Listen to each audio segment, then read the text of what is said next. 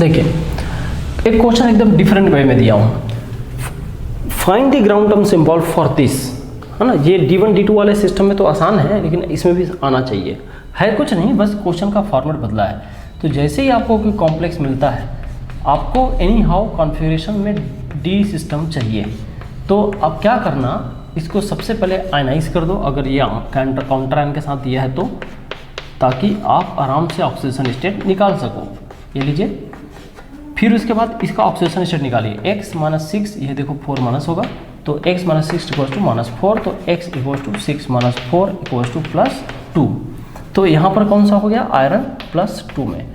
जैसे ही आयरन +2 देखते हैं तो आपको क्या दिखेगा, 3d6। अब उसके बाद फील्ड डिसाइड कर लो।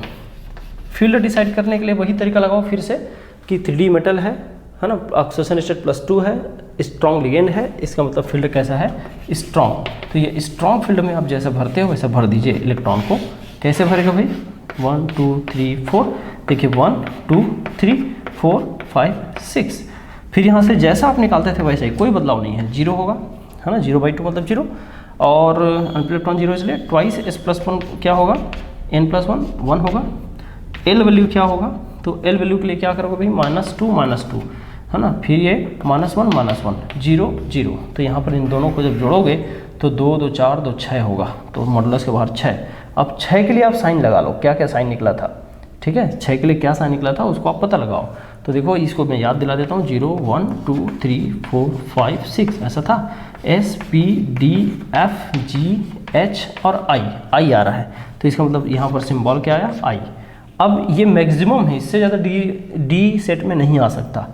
फिर उसके बाद क्या, पॉसिबल जे वैल्यू क्या होगा कि यहाँ से क्या भाई 6 और यहाँ से 0, एक ही जे वैल्यू होगा, 6 प्लस, है ना भाई, 6 + 0 से 6 - 0 एक ही बात है, तो यहाँ एक ही वैल्यू आएगा। और एक ही वैल्यू आया तो more than half field less than half field में जाने की जरूरत नहीं है। ग्राउंड टर्म सिंबल या टर्म सिंबल एक ही बात है। क्या होगा, यहाँ से देखो 1, यहाँ से I और यहाँ से 6 ऐसे। तो कहने का मतलब स्ट्रॉन्ग फील्ड को भी कर सकते हो आप, कोई नयापन नहीं है, सेम तरीका लगाना है। देखिए एक question different, find the term symbol for this, है ना। आप ग्राउंड टर्म सिंबल बोल सकते हो, कोई दिक्कत नहीं है। अब ऐसे मिक्स दे दे तो भी घबराने की जरूरत नहीं है, जो आपको तरीका उचित, जैसे आप करते आओ वैसा ही वे में करिए, बस वो माइंड को डिवाइड करने का तरीका है बस, और कुछ नहीं।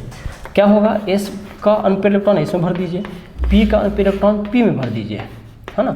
और जो आप लोग को पता वैल्यू पता है 0 -1 +2 ऐसा ML वैल्यू वो रहा, लिख दो। फिर यहाँ पर टोटल स्पिन दोनों को मिला के लिखना, 2 अनपेड इलेक्ट्रॉन है, n का वैल्यू कितना 2, तो 2/2 मतलब 1, और ट्वाइस s+1 कितना 2 और 1 3, जैसा है वैसी। L वैल्यू यहाँ से देखो -1 + 0, तो -1 + 0, तो यहाँ पर 1 ऐसा, और 1 मतलब क्या होता है, P होता है सिंबल, ठीक है। और फिर जे वैल्यू कैसे निकलेगा, जे वैल्यू देखो कहाँ है, L है 1 और S कितना है 1, तो 1 + 1 से 1 - 1 तक, तो ये 0 ये 2 2 1 0 ऐसा। अब इसका टर्म सिंबल बनाओगे कैसे बनेगा भाई, 3p2 3p1 3p0। अब देखो दोनों के दोनों हाफ फील्ड है ना, दोनों के दोनों हाफ फील्ड है, और अगर दोनों के दोनों अदर डिफरेंट टाइप का फील्ड हो तो जो बड़े ऑर्बिटल है उसको देखा करो।